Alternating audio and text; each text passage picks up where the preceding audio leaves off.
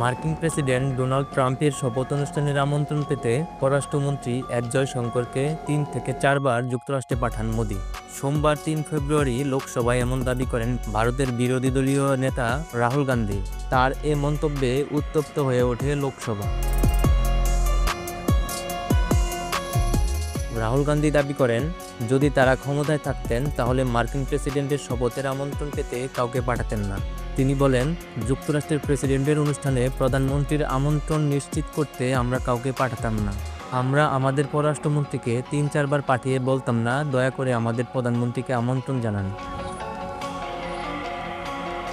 যদি আমাদের উৎপাদন ব্যবস্থা থাকতো এবং এসব প্রযুক্তি নিয়ে আমরা কাজ করতাম, তাহলে যুক্তরাষ্ট্রের প্রেসিডেন্ট আমাদের এখানে আসতো এবং প্রধানমন্ত্রীকে আমন্ত্রণ জানাতো। রাহুল গান্ধী এমন কথা বলার পর কেন্দ্রীয় মন্ত্রী কিরেন রিজিজু বলেন, ভারতের পররাষ্ট্রনীতি নিয়ে আপনি এমন ভিত্তিহীন কথা বলবেন না।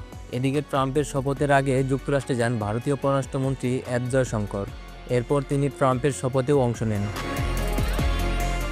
এস জয়শঙ্কর মূলত শপথ অনুষ্ঠানের আগে দেশটিতে সফর করায় রাহুল গান্ধী এমন মন্তব্য করেছেন।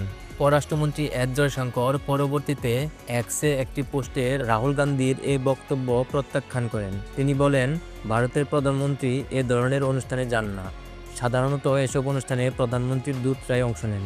তিনি আরও বলেন, রাহুল গান্ধী মিথ্যাচার করেছেন এবং গত বছরের ডিসেম্বরে যখন তিনি যুক্তরাষ্ট্রে গিয়েছিলেন তখন কোনো মার্কিন কর্মকর্তার সঙ্গে ট্রাম্পের শপথ অনুষ্ঠানে মোদির আমন্ত্রণ পাওয়া নিয়ে কথা হয়নি।